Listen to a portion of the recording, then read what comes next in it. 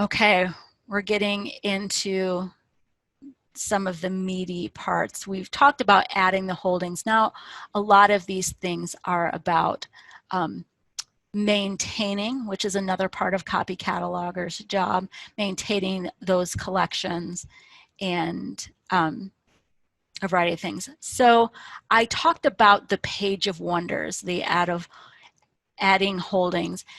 But my favorite page, if somebody is to ask me, my favorite interface in Evergreen is always the item status screen because it is so flexible and you can do so much work from it. You access the item status screen from a variety of places like anything else. From the cataloging menu, there is a link. There is a link on the home page. You can access it from within item records by clicking the view button, which will take you to the interface. So you can access it from the holdings view, and under the actions menu, there are two places you can go, the item status list view as well as the detail view.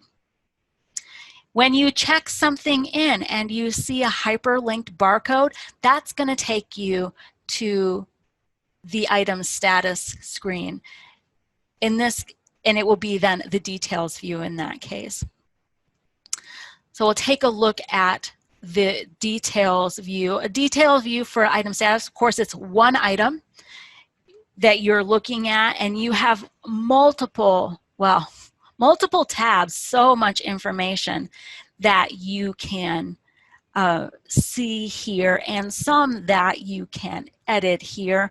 If you look down at the bottom, this is another place where you can add alerts, not just in the item attributes page or the holdings editor. You can add those here. If there were item alerts already established, you could also manage them here. So we have the details view that also has the recent search history. There's cataloging information, a ton of information there. Also, there is the expand and collapse link for the record summary, again, to deal with that screen real estate. And then we also have the list view. This is the view that I think is the best out there. This is something I love about Evergreen, and because there's so much information you can discover, so many tasks that you can do. It talks about the status, but it's not just the status that it has, it's all of those tasks.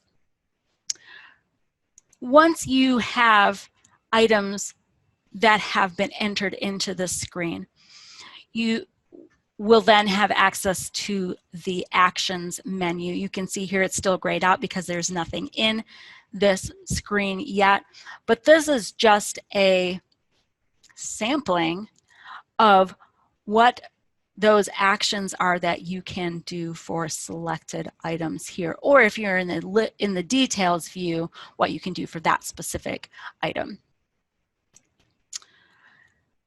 One of the most useful tools in the item status screen is the ability to batch load records. In order to batch load those records, you're going to need a file with a list of barcodes in it. And that's it, just barcodes. And they do need to be in a list. They shouldn't be like in a sentence structure. It can be in CSV format. I believe it can be in Excel format. I tend to have them in a text file that I have copied and pasted from something else just because I know it's going to work all the time. In this case, we're going to be selecting this file named batch. It is a text file, very simple, very small file. And so I select it, click open, and then you'll get your upload status bar that will be up there. Depending on the size of the file, this may take a little time, but generally it happens really fast. And what it's going to do then is it's going to populate your item status screen. One thing that I do recommend here is that you have some sense of the workflows that you're going to be doing and how many items you're going to be dealing with. And you adjust the rows that are visible based on that. You don't necessarily want to, in some places you have the option to see up to 10,000 records. I don't recommend that you do that.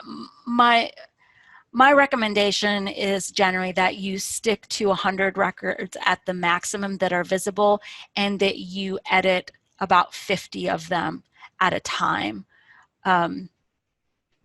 Because it would be tragic if you were editing 300 at a time and it failed, and then you went back. I am of the mind that you take healthy but manageable chunks to do. But again, this is your workflows, decide that, and here are the tools to do it. But this is one of the most valuable tools in here. You can see in this list view as well that over to the right-hand side, we have some of those records have alerts. And if they have alerts, then they also have the activated button Manage. And by clicking on that, you can edit or delete those alerts as well.